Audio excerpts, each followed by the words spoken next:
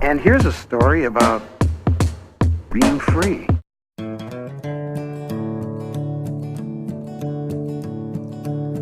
T'as cassé la chaîne de mon tracteur, t'as brisé la roue de mon étendeuse, tu ne veux plus tirer les vaches, tu laisses la terre s'abandonner.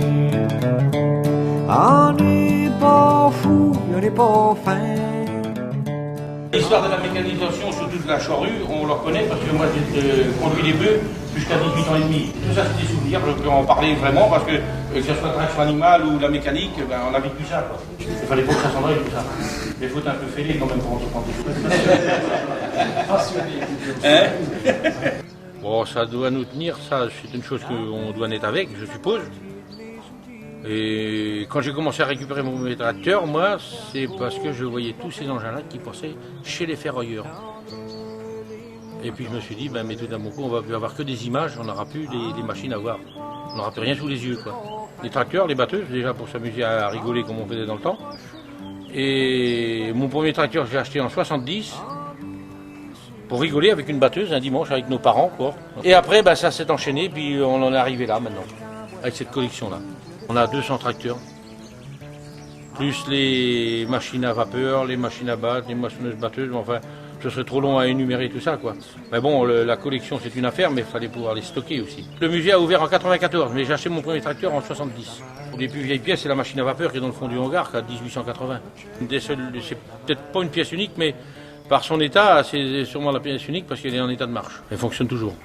Première en France, qui va faire un malheur au salon international de la machine agricole à Paris en 28.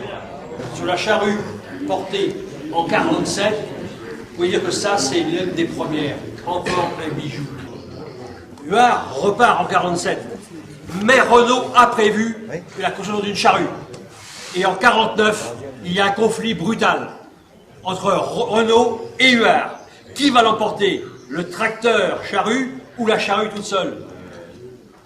Ce qui est extraordinaire, c'est que le réseau commercial Renault, les sous-traitants si vous voulez, les concessionnaires, vont préférer la Huard à la Renault. D'où un accord avec Renault qui décore. Eh bien, on fait le tracteur, attache, et vous, Huard, vous faites les charrues. Alors, Renault plus charrue Huard, avec l'arrivée massive des tracteurs et la motorisation dans les années 50, entre 53 et 56, cet engin-là va équiper la France. Il y en a partout, partout. Et la production, elle est colossale. C'est montrer comment cette famille, cette entreprise ont été à la pointe de la technologie. Dans certaines fabrications, vous avez des éléments au top mondial de la technologie. Cette aventure, donc, Huard, s'est terminée en 87 par le rachat de l'entreprise par Kuhn. Mais Kuhn a poursuivi la fabrication du matériel Huard sous son nom. Et actuellement, vous avez des fabrications qui sont dans le monde entier, dans le prolongement de Huard, mais sous la marque Kuhn. Une pièce exceptionnelle, c'est une batteuse vanneuse de 1909 ou 1910. Elle a été pieusement conservée par Jules, son fils, par Paul, son petit-fils, et par Jean, son arrière-petit-fils, qui l'a donnée, il n'y a pas tellement longtemps, donc, à Angassia-Mortier. Au lendemain de la guerre. Jean-François arrive de Fercé. Ils sont sur Fercé, sur Rouget, et le fils, Jean-François, vient à Châteaubriand. Il se met à Châteaubriand, et il va rester là. Et il s'implante à Châteaubriand en 1863. Au départ, Jean-François, c'est un artisan.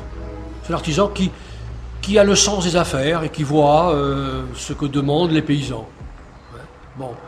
Il tombe à un moment important parce que la révolution des campagnes, la mécanisation, se fait à la fin du XIXe siècle. On a besoin de matériel. Et il produit le matériel, comme d'autres artisans à l'époque. Le géo trouve tout de la famille, génial inventeur, c'est Jules, qui lui regarde, comprend, crée.